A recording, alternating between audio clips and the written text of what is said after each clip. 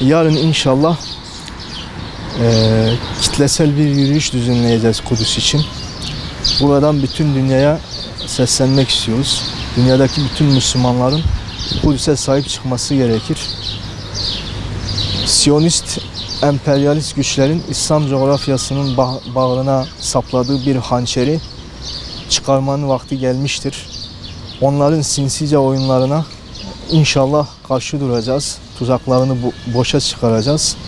Bütün Müslüman halkımızı bu yürüyüşe destek olmalarını bekliyoruz. Bütün İslami sivil toplum kuruluşlarını kendi kitleleriyle beraber bu yürüyüşe gereken hassasiyeti gösterecek şekilde davet etmelerini bekliyoruz.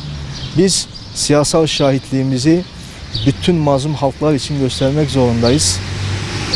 Kudüs ise bizim en hassas noktamız. Bizim için çok önemli bir yerde. Çünkü Kudüs İslam'ın şiarlarından bir şiar.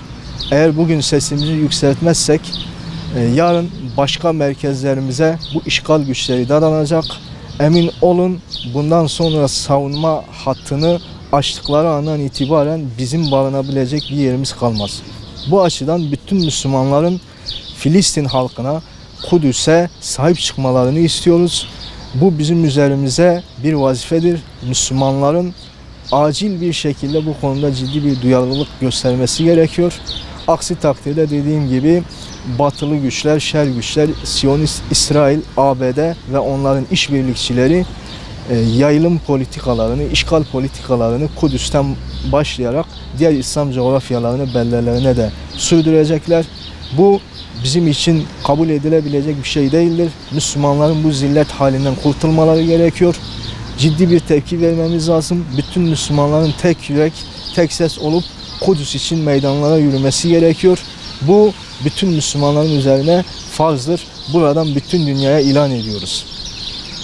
Yarın saat 14.30'da Diyarbakır'daki bütün Müslüman kesimleri Kudüs'e sahip çıkmaya davet ediyoruz. Kitlelerimizi inşallah yarın saat 14.30'da istasyon meydanında toplayarak Kudüs için bir yürüyüş düzenleyeceğiz. Rabbimiz şimdiden inşallah bu gayretimizi, çabamızı bereketlendirsin.